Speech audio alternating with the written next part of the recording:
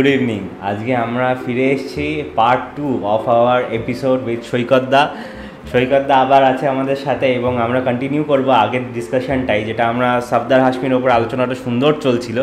এবার আমরা সেখান থেকে একটুখানি সরে এসে বাদল সরকারের দিকে যাই। মানে আমরা যেহেতু এই ধরনের মানুষের সাথে ব্যাপারে কথা বলছি যারা কিনা একেবারে মানুষের জন্য মানুষ হতে শেখায়, সেই যে মানুষগুলো তাদেরকে তারা যেভাবে থিয়েটারটাকে দাঁড় করানোর চেষ্টা করে, তারা যেভাবে নাটকগুলোকে লিপিবদ্ধ করেছে, সেই যে এন্থুটা সেটা কি আজকের দিনেও আছে? মানে বাদল সরকার কি আজকের যে ডিরেক্টর আছে তাদের মধ্যেও কি বাদল সরকার আছে? অবশ্যই আছে, অবশ্যই আছে। মানে বাদল সরকার একটা থিয়েটার দর্শন। মানে বাদল সরকার প্রথম দিকে যখন নাটক করছেন বল্লভপুরের রূপকথা, সেটা প্রসেনিয়াম ছিল আর কি। তো সেই প্রসেনিয়াম থিয়েটারের পর থেকে ওনার রিয়েলাইজেশন হয়েছে এবং দেশের অর্থনৈতিক সামাজিক অবস্থান ওনাকে অনেকটা ভাবিয়ে তুলেছিল বলেই উনি একটা থিয়েটার দর্শন তৈরি করেন, যে থার্ড থিয়েটার, যে থিয়েটারের কাছে মানুষ আসবে, থিয়েটার মানুষের কাছে যাবে। তো বিভিন্ন জায়গায় ঘুরে ঘুরে উনি থিয়েটার করতেন এবং সেই থিয়েটারের জন্য কোনো রাষ্ট্র ব্যবস্থা, যে এখন যে থিয়েটার করতে গেলে বিভিন্ন রকম সরকার, কেন্দ্রীয় সরকারের থেকে কিছু গ্রান্ট পাওয়া যায়, রাজ্য সরকারের থেকে গ্রান্ট পাওয়া যায় এবং সরকার থিয়েটারকে এগিয়ে নিয়ে যাওয়ার জন্য কিছু টাকা পয়সা দেয়। তো তিনি সবসময় সেই টাকার বিরোধিতাই করেছেন, যে থিয়েটার করতে গেলে অর্থের বিরাট পরিমাণে অর্থ প্রডিউসারের দরকার নেই, মানুষের টাকায় মানুষের থিয়েটার হবে। এবং সেই থিয়েটারের দর্শন কী ছিল, যে থিয়েটার বিভিন্ন জায়গায় পৌঁছে যাবে মানুষের আঙিনায়, মানুষের দরজায়। এবং সেই থিয়েটারের বিষয়বস্তু কী ছিল, সেই বিষয়বস্তু ছিল দৈনন্দিন জীবনে মানুষের ক্রাইসিস, মানুষের যন্ত্রণা, এমন একটা পৃথিবী যে পৃথিবীতে বঞ্চনা নেই, যে পৃথিবীতে মানুষের অধিকারের কথা রয়েছে, যেখানে মানুষ স্বপ্ন দেখতে পারবে। তো সেখানে মানুষ সেই শেষ পথে। তো বাদল সরকার বিখ্যাত নাটক করেছেন এই দর্শনের ওপর ভিত্তি করে। আগলা ঘোড়া, বোমা, ভয়ঙ্কর সব নাটক। বাদল সরকার, আমার মনে হয় যে বাদল সরকার থার্ড থিয়েটার, তারপরেও অনেকগুলো দল করেছে, শতাব্দীর পরে অনেকগুলো দল এখনও করে যাচ্ছে, নিয়মিত চর্চা করছে। কিন্তু থিয়েটার করতে গেলে সময়ের সাথে সাথে বাদল সরকার নিজেকে যেভাবে নিংড়ে নিয়েছিলেন, যেভাবে নিজেকে তৈরি করেছিলেন, কিন্তু থার্ড থিয়েটারের বর্তমান সময় সেই মেধাগত জায়গা থেকে আমার ব্যক্তিগতভাবে মনে হয় যে কোথাও আমরা একটু সরে আসছি। সেই দায় হয়তো আমাদেরই। মানে আমরা কেন মনে হয় এটা? মনে হচ্ছে কারণ থিয়েটার এখন সময়টা তো বড় জটিল। এখন সবার হাতে 5G মোবাইল সেট এবং অ্যাটেনশন স্প্যান এবং তো 30 সেকেন্ডে যে কোনো ঘটনাই ফেসবুকে স্ক্রল করার মতো, তার স্থায়িত্ব নেই। সেখানে দাঁড়িয়ে অ্যামাজন, নেটফ্লিক্স থেকে শুরু করে কম্পিটিশান নয়, মানে দর্শকের সিনেমার সাথে থিয়েটারের কোনোদিনই কম্পিটিশান হয় না, কারণ থিয়েটার একটা অন্য মাধ্যম। কিন্তু দর্শক তো লিমিটেড, মানে দর্শকের অর্থনৈতিক একটা পরিস্থিতির ওপর দাঁড়িয়েও থিয়েটার দাঁড়িয়ে রয়েছে। সেখানে বাদল সরকারের থিয়েটার করতে গেলে যে শারীরিক দক্ষতা এবং মেধাগত রিপ্রেজেন্টেশন, উপস্থাপনা, সেটার ক্ষেত্রে আমার মনে হচ্ছে যে রাজনৈতিক সচেতন না হওয়ার ফলে এই সময়ের যন্ত্রণাগুলোকে কাব্যিকভাবে বা একদম সরাসরি সফদার হাশমির স্টাইলে কোনোভাবেই গিয়ে তৈরি হচ্ছে না। মানে আমরা দাগ কাটতে পারছি না। মানে তার মানে কি এটা যে আমরা প্রান্তিক জায়গাতে ভেদ করতে পারছি না এই থিয়েটারগুলো, এই কারণেই যে সেখানে চেতনাটা বা এটা মানে এই একটা পলিটিক্যাল কনসাসনেস যদি বলি, সেই জায়গাটা তাদের ভেতরে হয়তো তৈরি হতে পারছে না। অনেক কারণ থাকতে পারে তার, সেই কারণে অতটা যাচ্ছি না। কিন্তু সেইটা কি মানে সেই দিকেই মানে যে এই যে প্রান্তিক মানুষজন, তাদের জন্যেই তো মানে বেসিক্যালি কলকাতার সমাজ একটা, প্রান্তিক সমাজ একটা। এই সমাজের ভেতরে যতক্ষণ না বাদল সরকার আইডেন্টিফাইড হবে, আত্মস্থ করবে তারা তো ততক্ষণ বাদল সরকারের সেই যে নাটকের যে অবজেক্টিভ বা এক যে ফিলসফিটা, সেই ফিলসফিটা তো একেবারে সামনে তো ভিজিবল হয়ে উঠবে না। তার আগে তো আমাদের যারা অভিনয় করছে বা যারা বাদল সরকারকে নিয়ে কাজ করতে চান বা তার থার্ড থিয়েটার নিয়ে কাজ করতে চান, সবার আগে জানতে হবে মানে উনি কেন থার্ড থিয়েটারটা করেছেন। আমি যেটা বললাম যে মানুষের কাছে পৌঁছে যাওয়া। এবার একাডেমির সামনে পৌঁছে গিয়ে নাটক করা বা রবীন্দ্র সদনে নাটক করা আর পুরুলিয়ার গ্রামে নাটক করা এক নয়, একদমই না। এবং এই যে কাদের সাথে আমি নাটক করছি তাদের রাজনৈতিক চেতনা, প্রতিনিয়ত ক্লাস করা, সারা পৃথিবী জুড়ে কী ঘটছে তার যে চর্চা, সেইখান থেকে আমরা অনেকটা পিছিয়ে আসছি। তাহলে নাটক কি মাচ মোর ইনক্লুসিভ হতে পারে আরও? মানে এই ধরো প্রান্তিক মানুষগুলোকে মানে স্টেজের দরজাটা তাদের জন্য খুলে দেওয়া, not as a audience but as a performer also. হ্যাঁ, এটা হতে পারে, কিন্তু সেই সমস্যাগুলো কি হচ্ছে কি, যত দিন যাচ্ছে নিউ লিবারাল পলিসির জন্য গরিব মানুষ আরও গরিব হচ্ছে, বড়লোক আরও বড়লোক হচ্ছে, যার ফলে এখন যদি আমরা ডেটা নিয়ে আলোচনা করি, বহু স্টুডেন্ট তারা মাধ্যমিকের পর উচ্চ মাধ্যমিক অবধি পৌঁছতে পারছে না, এবং চারিদিকে এতটা কারাপশন, সেখানে দাঁড়িয়ে থিয়েটার কি প্রয়োজনীয়? এই একটা বড় প্রশ্ন, যেখানে মানুষ খেতেই পাচ্ছে না, মানুষ তার কথা বলার অধিকার নেই, তার বেঁচে থাকার লড়াইটা এতটা কঠিন থেকে কঠিনতর হচ্ছে, সেখানে সেই থিয়েটারে কীভাবে নিজেকে যুক্ত করে? থিয়েটারই এর উত্তর দিয়ে দেয় যে থিয়েটার মানুষের কথা বলে, এবং থিয়েটার সেই বাদল সরকারের পদ্ধতিতেই গিয়ে মানুষের কথা তুলে ধরতে হবে। এবার এই যে আমি মানুষের কাছে পৌঁছে যাব, এই দর্শনটা সবার আগে আমাকে আস্ত করতে হবে, মানে আমাকে আগে অ্যাকসেপ্ট করতে হবে, এবং তারপরেই তো আমি সেই দর্শনের ওপরে কাজ করতে পারবো। আমি কলকাতায় বসে সারা পশ্চিমবঙ্গে কী ধরনের ডেমোগ্রাফি সেটা তো কখনো বুঝতে পারবো না। তো আমাকে সবার আগে ট্র্যাভেল করতে হবে, এবং এই দর্শনের প্রতি পূর্ণ আস্থা রেখে আমার নাটক তৈরি করতে হবে। এবং বাদল সরকার নাটক করে গেছেন, তার সময়কে রিপ্রেজেন্ট করেছেন, তারপরের সময়কেও রিপ্রেজেন্ট করেছেন, কিন্তু আমাদের এই সময়টা অনেক বেশি জটিল হয়ে গেছে। তো আমরা কি সেই ধরনের নাটক লিখছি, বা আমরা কি সেই চর্চার মধ্যে যাচ্ছি, নাকি সোকল শুধুমাত্র প্রসেনিয়ামের মধ্যেই আবদ্ধ হয়ে যাচ্ছে? দুঃখবশত হ্যাঁ, আমরা প্রসেনিয়াম বা ফেমের দ্বারাই আটকে পড়ছি, এবং যার ফলে এই চর্চার জায়গাটা না অনেকটা কমে এসছে।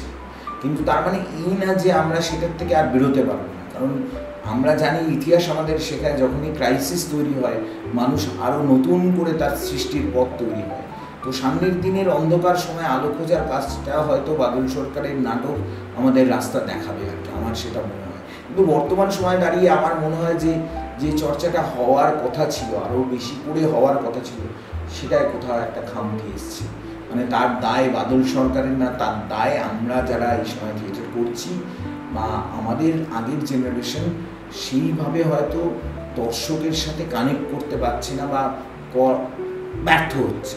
হয়তো ব্যর্থতাও হয়তো নতুন রাস্তা খুঁজতে সাহায্য করবে, কিন্তু দাঁড়িয়ে মনে হচ্ছে যে কোথাও গিয়ে একটা খামতি তৈরি হচ্ছে। আচ্ছা, বলছি ধরো এই যে এত সুন্দর সুন্দর নাটকগুলো, রিসেন্টলি একটা যে বল্লভপুরের রূপকথার যে একটা সিনেম্যাটিক অ্যাডাপ্টেশন হলো, এই যে সিনেম্যাটিক অ্যাডাপ্টেশনে একটা নাটকের ওপরে বা স্পেসিফিক্যালি ওই সিনেমাটার ভেতরে একটা গান আছে বাদল সরকারের গান বলে, এবং ওই বাদল সরকারের গানের ভেতরে যে কিছু কিছু জায়গা বলা হচ্ছে যে যখন এত কিছু চাইছে মানুষজন, অডিয়েন্স চাইছে, তখন আমরা ফিরে যাচ্ছি আবার সেই নাটকের কাছে, এবং নাটক থেকে আবার আমরা নতুন করে সিনেমাকে উজ্জীবিত করছি। এবার এই জায়গাটা নিয়ে সিনেমা কী করে নাটককে এফেক্ট করে, যদি সে অ্যাডাপ্টেশনটা হচ্ছে, সেটার মতামত কি তোমার? বহু এক্সাম্পল আছে, মানে আমরা তো বাদল সরকারের নাটক নিয়ে হয়েছে, সবাই খুব উচ্ছ্বসিত, সিনেমাটা নিয়ে বহুল প্রশংসাও হয়েছে, আবার সমালোচনাও হয়েছে, সেটা সবার যে কোনো মানুষের অধিকার পার্সপেক্টিভ নেই। আমার মনে হয় নাটক বহু অ্যাডাপ্টেশন হয়েছে, সব থেকে বড় উদাহরণ হচ্ছিল শেক্সপিয়ান ড্রামা। মানে এখনও যদি আমরা ট্র্যাজেডি বুঝি, ওথেলো, হ্যামলেট, সেগুলো বারবার করে ফিরে আসে এবং এখনও ফিরে আসছে। তো নাটক চিরকাল থাকবে, এবং নাটকের মানে নাটক থেকে সিনেমা তো হয়েছে এবং আগামীতেও হবে।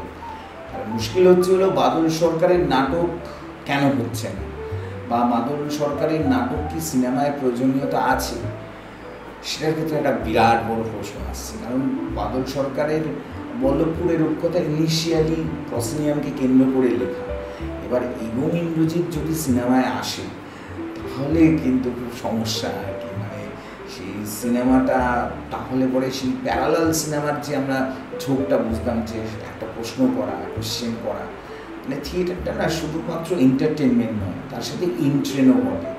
এবার এই এন্ট্রেনটা ভারতবর্ষের প্রেক্ষাপটে দাঁড়িয়ে এখন এবং ইন্দ্রজিৎ, পাগলা ঘোড়া বা ভোমা এই ধরনের নাটক সিনেমার নির্দেশক বা প্রডিউসাররা কতটা মানে করতে চাইবেন সেটা নিয়ে আমার একটা বড় প্রশ্ন আছে। কিন্তু আমার মনে হয় যে নাটক তো নাটকের জায়গায় আছে, সিনেমার ক্ষেত্রে যদি অ্যাডাপ্টেশনগুলো করা যায় খুবই ভালো সিনেমার ল্যাঙ্গুয়েজ অনুযায়ী।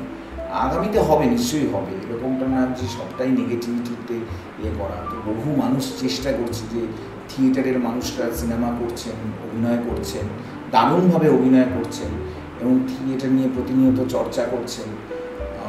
বেকেটের নাটক ওয়েটিং ফর গোডট, তো সেই নিয়েও প্রচুর কাজ হচ্ছে, আগামীতেও হবে আরও, সেই বিশ্বাস আমার আছে। তো হবে, কিন্তু যে জায়গা থেকে কন্ট্রাডিকশনগুলো তৈরি হচ্ছে সেইগুলোর জন্য সিনেমা কি প্রস্তুত যে বাদল সরকারের কন্টেন্ট নিয়ে সিনেমা বানাতে পারে? সেটা যদি সিনেমার মানুষরা প্রস্তুত থাকে আমার মনে হয় ওয়াই নট, হতেই তো পারে। সেটার ক্ষেত্রে একটা বড় প্রশ্ন থেকেই যায়, কারণ অর্থনৈতিক বড় প্রশ্ন। একদমই, মানে সেটা কি ভায়াবল হবে মার্কেটের জন্য? মানে ওরা তো ব্যবসার পার্সপেক্টিভ, কারণ বাদল সরকারের নাটক তো ব্যবসার কে মাথায় রেখে লেখা একদমই নয়, তার উল্টো প্রান্তে আছে। উল্টো প্রান্তে যে মানুষ এমন একটা পৃথিবী যেখানে টাকা নেই, সেখানে শুধুমাত্র ভালোবাসা, মানুষের বেঁচে থাকার কথা, সেই ধরনের নাটক মানুষের জন্যই তো, ওটা তো ব্যবসার জন্য নয়ই, ব্যবসার জন্য একদমই না। তো সেখানের ক্ষেত্রে একটা বড় একটা প্রশ্ন চিহ্ন আছে, দেখা যাক সেটা কিভাবে অ্যাডাপ্টেশন হয় আর কি। আচ্ছা, আর একটা মানে একটু প্রসঙ্গ থেকে অন্যদিকে যাওয়ার জন্য একটু বলছি, সেটা হচ্ছে ধরো আমি দেখছিলাম যে রিসেন্টলি আমি কিছু ব্রিটিশ থিয়েটার দেখছি, মানে ওই ইউটিউবেই যেগুলো দেখা যায় আর কি, সেইগুলোই দেখছিলাম। তো এই ব্রিটিশ থিয়েটারে দেখছিলাম যে প্রচুর বড় বড় অ্যাক্টার্সরা, যারা মানে কথাকথিত সিনেমার ভেতরেই তাদেরকে আমরা দেখে অভ্যস্ত, তাদেরকে আমি দেখছি যে এই নাটকে এত ফ্লুয়েন্টলি তারা নাটকের সাথে মিশে আছে এবং নাটকটাতে তাদের একটা অন্য রূপ দেখা যায়। এইটা কি, এই চলটা কি ইন্ডিয়াতে বা আমাদের বাংলাতে কি এখনও আছে, নাকি এখন থিয়েটারটাকে একটা স্টেপিং স্টোন হিসাবে ইউজ করে মানে এক নতুন নতুন তরুণ অ্যাক্টাররা তারা সিনেমার দিকে চলে যায়, কিন্তু থিয়েটারের সাথে যে তাদের একটা সম্পর্ক থাকে, যে আম্বেলিকাল কর্ডটা থাকে, সেইটা কি তারা কেটে দেয় নাকি তারা ফিরে আসে আবার? না, তার পিছনের এইটার ক্ষেত্রে অনেকটা কথা বলতে হয়। প্রথমত অর্থনৈতিক একটা কারণ, সে তো অবশ্যই, এবং এই অর্থনীতি মানে থিয়েটারের সাথে তো সেরকমভাবে অর্থনীতি আমাদের তৈরি হয়নি, যার ফলে যারা থিয়েটার করছে তারা বাঁচবে কী করে, খাবে কি? মানে আজকে কলকাতা শহরে একটা প্রান্ত থেকে আরেকটা প্রান্তে যদি গাড়ি করে যেতে হয় 250-300 টাকা লাগে, একটা রোল খেলে 80 টাকা লাগে, এবং তার প্রত্যেক দিনের খরচা রয়েছে। তো সেখানে দাঁড়িয়ে সে যদি থিয়েটার করে 500 টাকা পায়, সে বাড়িতে নিয়ে যাবে কী করে? যার ফলে থিয়েটারের সাথে অর্থনীতির একটা মানে সম্পর্ক তৈরি হয়নি, মানে তৈরি হয়নি না তৈরি করতে দেওয়া হয়নি, সেটা নিয়ে একটা মানে তর্ক হতে পারে। কিন্তু মজার বিষয় হচ্ছে যে তুমি যেটা বললে, ব্রিটিশ অ্যাক্টর বা আমেরিকান অ্যাক্টর, তো যখন ভালো অ্যাক্টর হয় না, মানে তার হয়তো থিয়েটার ব্যাকগ্রাউন্ড নেই, কিন্তু সে অনবদ্য অভিনয় করছে, তো আমেরিকান প্রযোজক বা ব্রিটিশ প্রযোজকরা তাদের নিজেদের খরচা বা বহন করে তাদেরকে আবার থিয়েটারে পাঠায়, যে তুমি আরও ভালো করে চর্চা করে ফিরে আসো, যাতে তোমার অভিনয়টা আরও আরও আরও আরও সমৃদ্ধ হয়। তো আমাদের ক্ষেত্রে তো এই সুযোগগুলো নেই, যার ফলে স্টেপিং স্টোন হিসেবেই যে থিয়েটারে বিভিন্ন ধরনের চরিত্র করা যায় এবং সেখানে কোনো রকম ইনভেস্ট করতে হয় না, সেখানে প্রতিনিয়ত ডিরেক্টরের সাথে কনফ্লিক্ট হয়ে একটা ক্যারেক্টার তৈরি হচ্ছে বা ডিরেক্টর তৈরি করছে, সেইখান থেকে একটা ক্যারেক্টারের ক্রাফট তৈরি করে এবং অ্যাক্টর বুঝতে পারে। যেহেতু অর্থনৈতিক সম্পর্ক নেই, যার ফলে তাকে বাধ্য হয়েই সিনেমাতে যেতে হচ্ছে, বাধ্য হয়েই তাকে সিরিয়াল বা অন্যান্য মাধ্যমে যেতে হচ্ছে। যদি থিয়েটারে বসে থাকতো সেই অভিনেতা নিশ্চয়ই যে তার যে অরা, মানে সে যেভাবে যে অভিনয় করতে পারতো থিয়েটারে বা থিয়েটারে করে এসছে, সেটা তো সিনেমায় খুব সবার ক্ষেত্রে সেটা সুযোগ হয় না।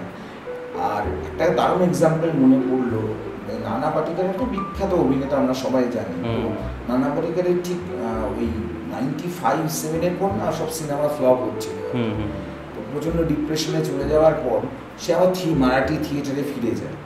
মানে থিয়েটার এমন একটা জায়গা, তুমি আবার নতুন করে তোমার রিবার্থ হবে, মানে তুমি আবার নতুন করে চিনতে শুরু করবে।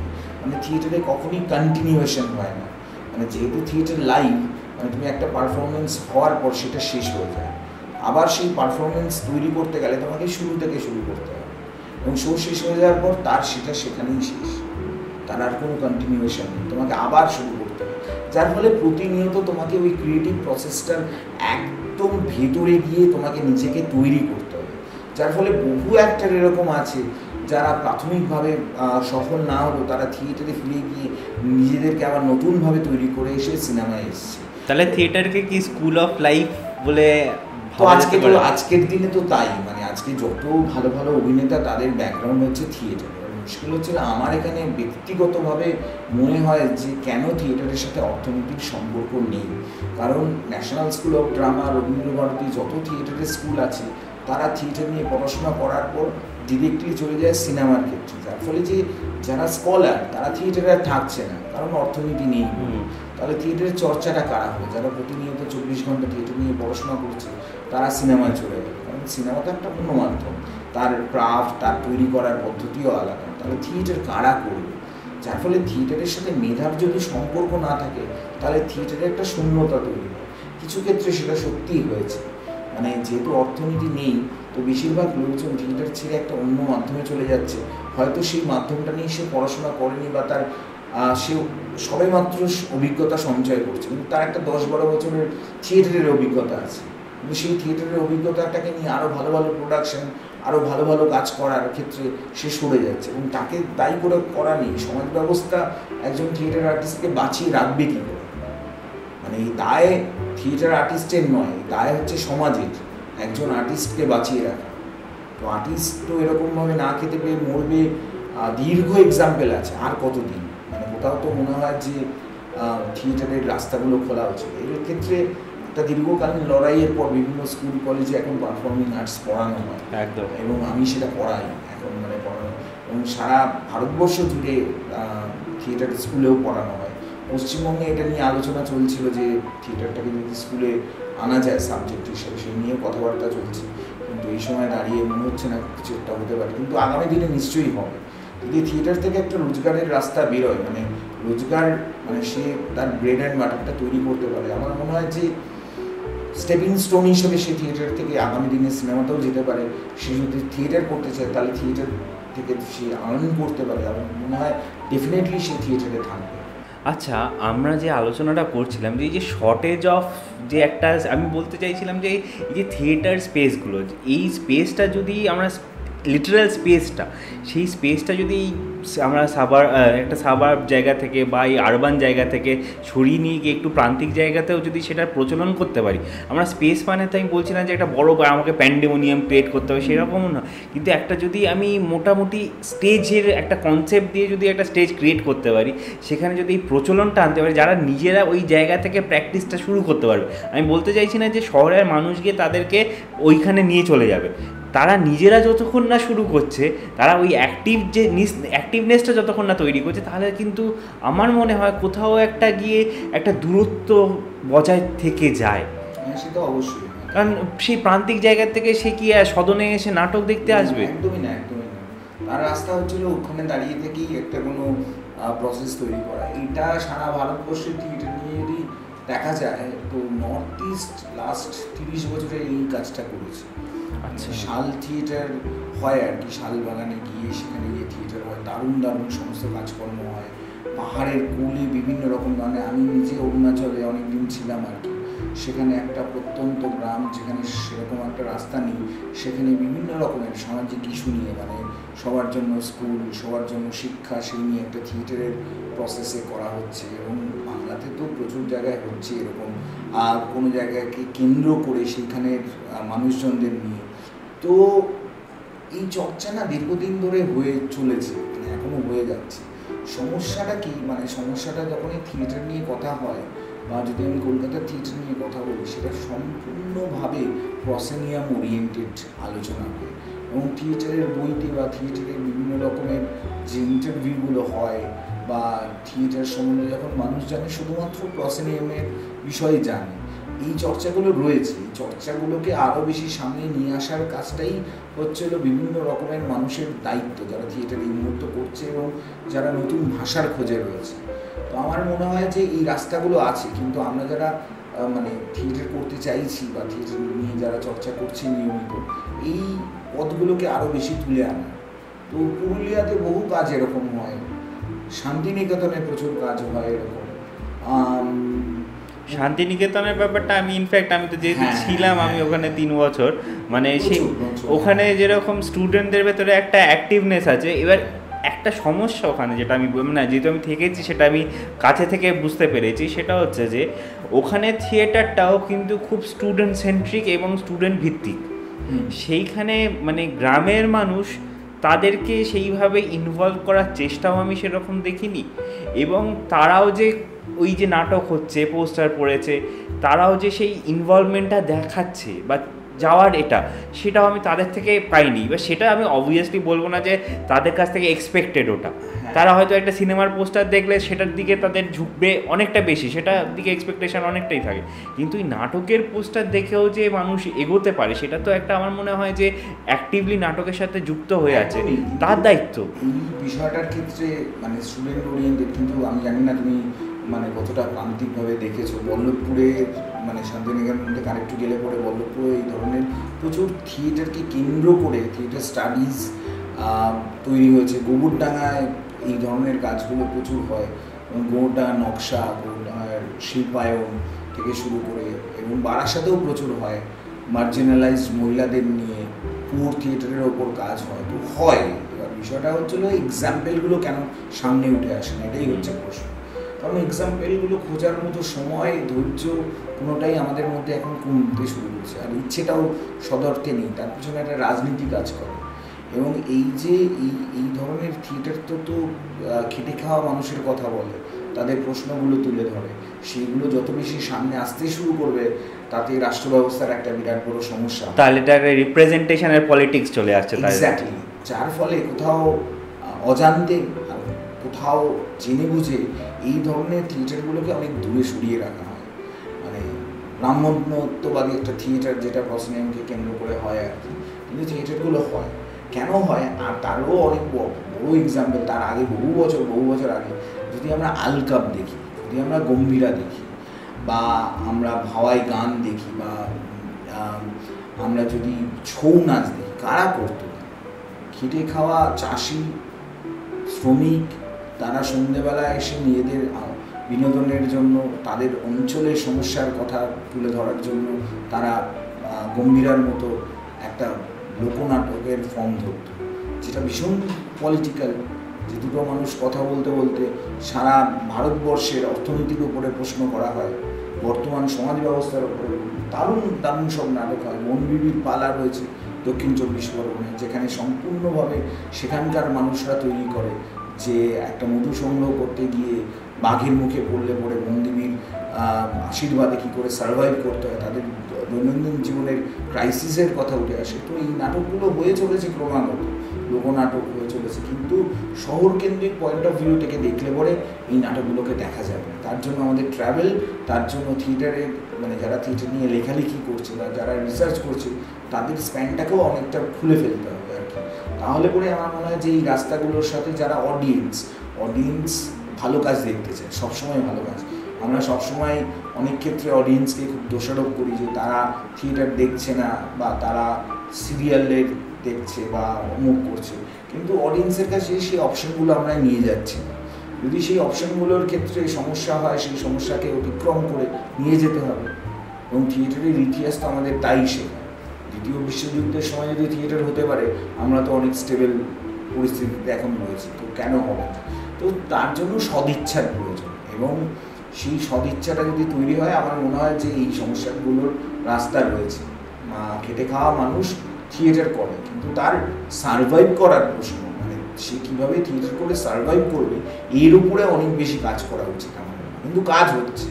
আচ্ছা, আমার নেক্সট কোয়েশ্চেনটা স্লাইটলি এই দিক থেকেই এগোবে, যেটা হচ্ছে এই ধরো তুমি যে ইউনিভার্সিটিতে পড়াও, ব্রেনওয়্যার ইউনিভার্সিটিতে পড়াও, তো সেখানে যে স্টুডেন্টসগুলো আসছে, সেই কিছু স্টুডেন্ট তো প্রান্তিক অঞ্চল থেকে আসে, যারা তোমার ডিপার্টমেন্টে পড়ে, কারণ আমি যখন ছিলাম তখন আমি কিছু ক্লাস নিয়েছিলাম, তো ইংলিশের ক্লাসে তো আরও ভালো করে বোঝা যায় ওদেরকে। তো সেই কিছু স্টুডেন্টকে আমি পেয়েছিলাম যারা এগুলো নিয়ে চর্চা করছে করছে। এবার তারা যে জায়গা থেকে ওরিয়েন্ট করে এবং সেই জায়গা থেকে আরেকটা অন্য জায়গাতে এসে পৌঁছাচ্ছে যেখানে একটা স্ট্যান্ডার্ডাইজড কালচার চলে, তো সেই জায়গাতে সেই স্টুডেন্টগুলো আর যারা কলকাতার স্টুডেন্টগুলো তোমার, তো এই দুটো স্টুডেন্টের গ্রুপকে তুমি যখন অ্যাড্রেস করছো তখন পড়ানোর সময়তে তোমাকে তাহলে কীভাবে, মানে কী ভেবে বা কীভাবে তুমি তাদেরকে ট্রিট করো? মানে আমার প্রিপারেশন, হ্যাঁ একদমই। না অ্যাকচুয়ালি ব্যাপারটা ক্ষেত্রে মানে আমি যেহেতু থিয়েটার পড়াই, পারফর্মিং আর্টস পড়াই, ফিল্মের ক্ষেত্রে পুরো সাবজেক্টটা মানে সবার ক্ষেত্রেই নতুন। কারণ সংলাপ বলা মানে অভিনয় নয়, আর নাটক করা মানেই নাটক চর্চা করা এমনটাও নয়। আমরা স্কুল লেভেলে অনেকেই নাটক করি, বা স্কুল এখন তো সবাই শর্ট ফিল্ম করছে, সবাই ফিল্মের ডিরেক্টর বা অ্যাক্টর, তো সেইগুলো তো নয়। কিন্তু যখন আমি একটা একাডেমিক ক্ষেত্রে যখন সেই সাবজেক্টটা নিয়ে পড়াচ্ছি সেটা সম্পূর্ণ নতুন।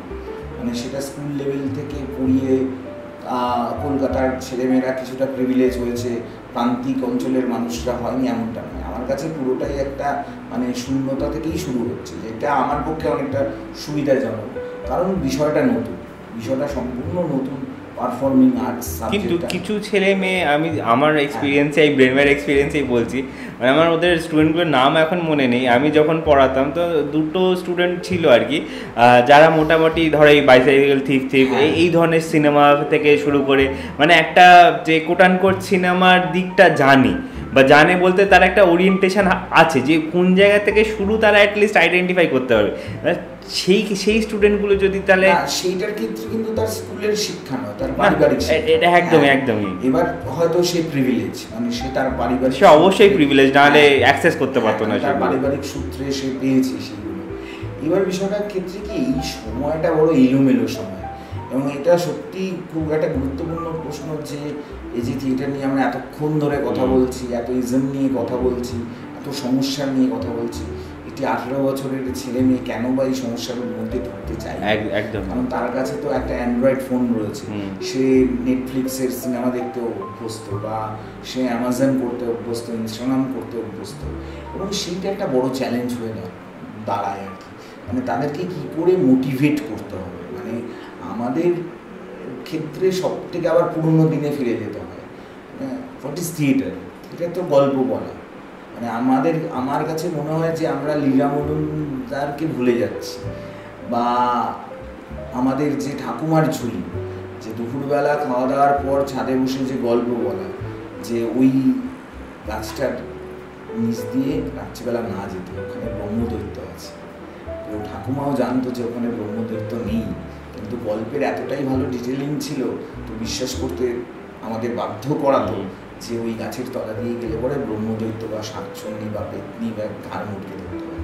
তো গল্প বলার ধারাটা আমাদের দেশে সর্বত্র, মানে আমাদের সিনেমাও তার জন্য গীতধর্মী, মানে গান অনেক বেশি। তো এই গল্প বলাটাকে যদি আমরা আমাদের ক্লাসে বা আমাদের জীবনের চর্চার ক্ষেত্রে যদি আমরা গল্প বলা থেকে শুরু করি, যে আমাদের এখন সমস্যা হচ্ছিল আমরা কথা বলার মানুষ পাই না। তো এই যে কথা বলাটাই শুরু করতে হবে। তো এই কথা বলা শুরু করতে করতেই তারা বুঝতে পারবে যে প্রাথমিকভাবে তার ব্যক্তিগত সমস্যার কথা বলবে, তার পারিবারিক সমস্যার কথা বলবে, তারপর আস্তে আস্তে যখন রিয়েলাইজ করতে একটু একটু করে শুরু করবে যে শুধু আমি নই, আমার পাশের বাড়িরও একটা সমস্যা আছে, তারপর সেই পাশের বাড়ি থেকে একটা দেশ হবে, সেই দেশ থেকে একটা অন্য দেশ হবে, মানে পৃথিবীটাই আমার একটা দেশ হবে আর কি। তো এটাই এক্সপেক্টেড, কিন্তু সমস্যাটা নয় চিরকালই সমস্যা থাকে। আমার মনে হয় অ্যাড্রেস করতে এই কারণে সুবিধা হয়েছে, আমি ভীষণ ভালো গল্প বলি আমার ক্লাসে। তো গল্প বলতে বলতে বলতে বলতে ওদেরকে বোঝাই যে আসলে সমস্যাটা কোথায়, মানে এই সিনেমাটা এইটা এই কারণে বলেছিল, খুব মানে সহজ সরলভাবে বোঝালে পরে আমার মনে হয়।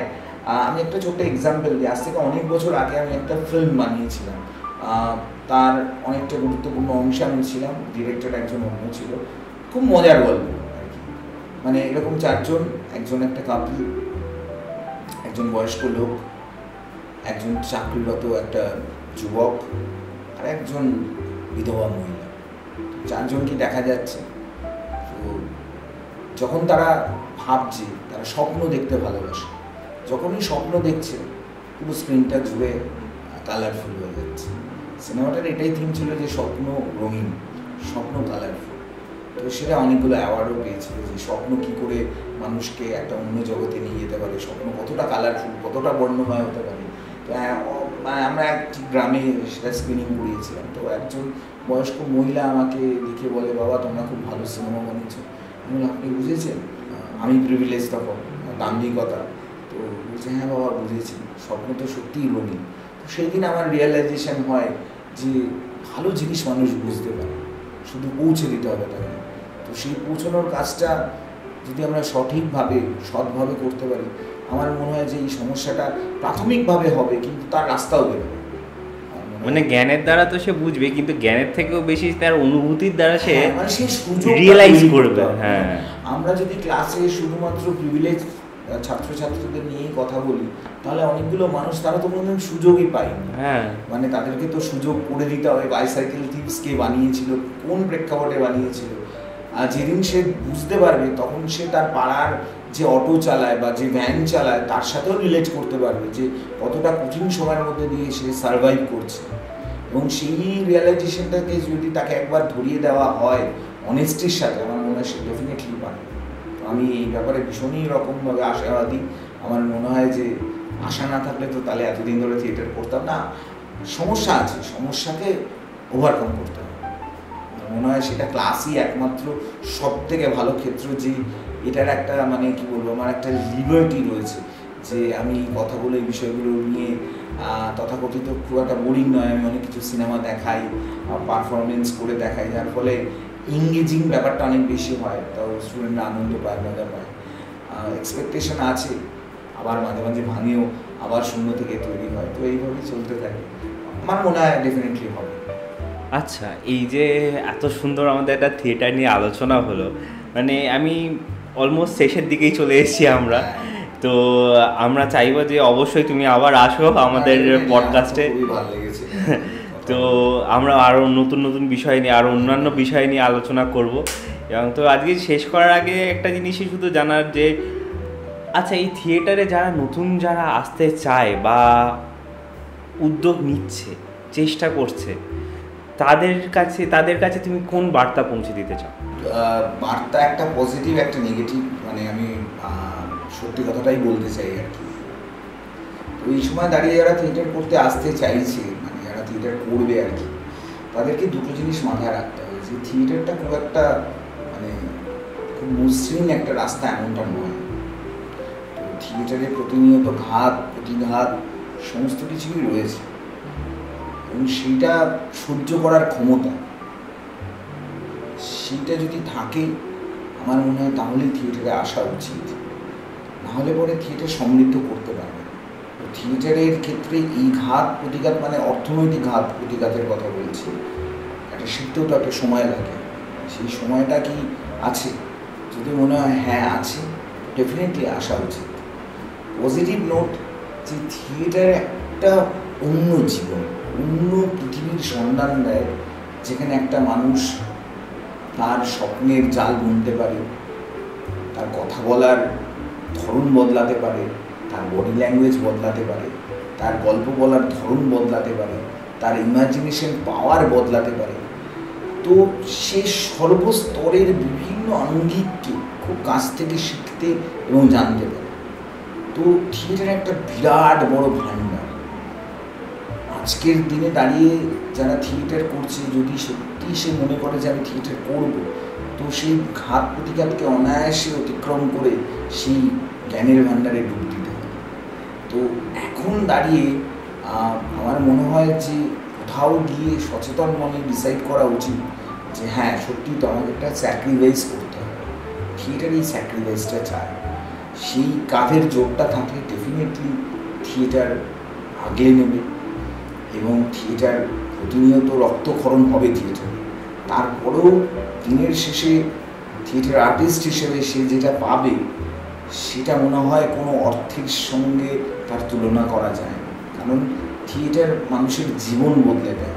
তাহলে কি একজন বাচ্চাকে আমরা এটা বলতে পারি যে সে একটা যদি কেরিয়ার বানাতে চায়, মানে থিয়েটারে হোক বা সে থিয়েটারটাকে অ্যাজ আ প্যাশন ফলো করতে চায় উইথ আ কেরিয়ার, যেটা থেকে সে একটা থিয়েটারটাকে আর কি চালাতে পারবে, সেই সামর্থ্যটা তার কাছে যাতে চলে আসে, সেটা কি অ্যাডভাইজেবল? তাহলে সে কি করতে পারে? এখন বর্তমানে দাঁড়িয়ে হ্যাঁ, কারণ হচ্ছিল থিয়েটারের বিভিন্ন রাস্তা খুলেছে, মানে এডুকেশনের সাথে থিয়েটারের একটা সম্পর্ক তৈরি হয়েছে, যার ফলে সে অভিনয় করতে করতে বিভিন্ন স্কুলে পড়াতে পারে, ইউনিভার্সিটিতে পড়াতে পারে, পারফর্মিং আর্টসে, কলেজে, বিভিন্ন কলেজে একটা দীর্ঘকালীন লড়াইয়ের পর সারা ভারতবর্ষ জুড়ে, এবং থিয়েটার নিয়ে ফেলোশিপ হয়, সারা পৃথিবী জুড়ে থিয়েটার ফেলোশিপ দেওয়া হয়, এবং বিভিন্ন প্রজেক্টের জন্য টাকাও দেওয়া হয়, এবং তার সাথে সাথে সামাজিক বিভিন্ন রকম অর্গানাইজেশন, মানে বিভিন্ন এনজিও, তারা থিয়েটারের আঙ্গিককে ব্যবহার করে বিভিন্ন রকম কমার্শিয়াল কাজকর্মও করে,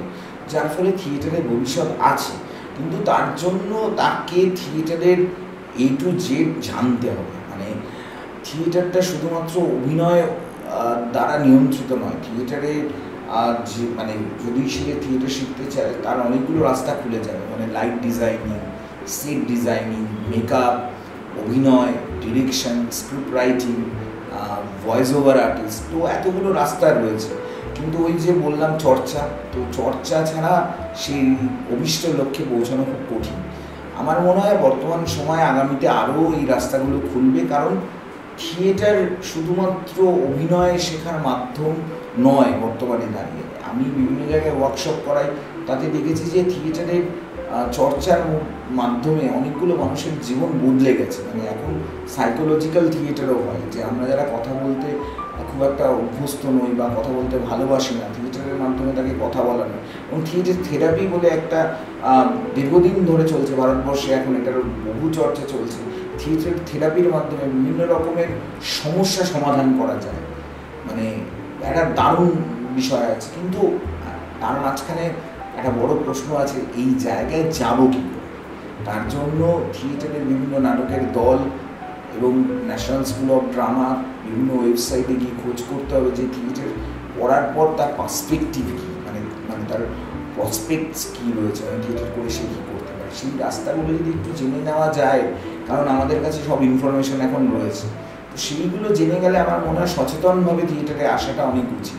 মানে আবেগ প্যাশন তো অবশ্যই দরকার, না হলে থিয়েটার হয় না, কিন্তু একটু জেনে আসলে না অনেকগুলো রাস্তা খুব সহজে, মানে বাধাগুলোকে অতিক্রম করা যায় আর কি। আমার মনে হয় হ্যাঁ, ডেফিনেটলি করা যায়, কারণ আমি যে পরিবেশ থেকে থিয়েটার করে এসেছি, মানে থিয়েটার করতে সক্ষম হয়েছি, আমার থিয়েটার করার কথাই ছিল না, আর আমার পথটাও এরকম মানে খুব স্মুথ গোয়িং ছিল না।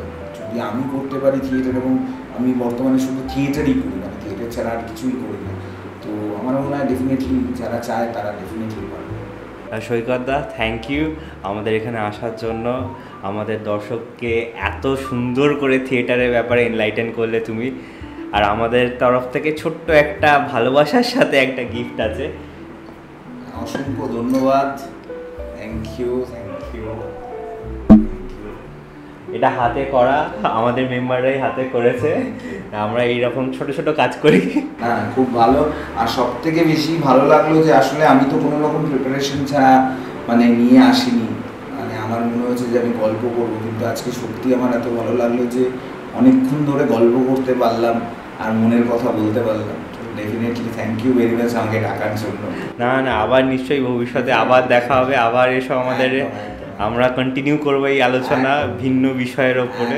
তাহলে যাওয়ার আগে একটা শেষ জিনিস, সেটা হচ্ছে তুমি একটু আমাদের দর্শকদেরকে বলে দাও, লাইক, শেয়ার অ্যান্ড সাবস্ক্রাইব। একদম, আপনারা সবাই লিটারেলি সায়েন্টিস্ট চ্যানেলটি সাবস্ক্রাইব করুন, আর ডায়ালগস ইন ডিসকভারি দেখতে থাকুন, কারণ এই বিষয়গুলো খুব গুরুত্বপূর্ণ।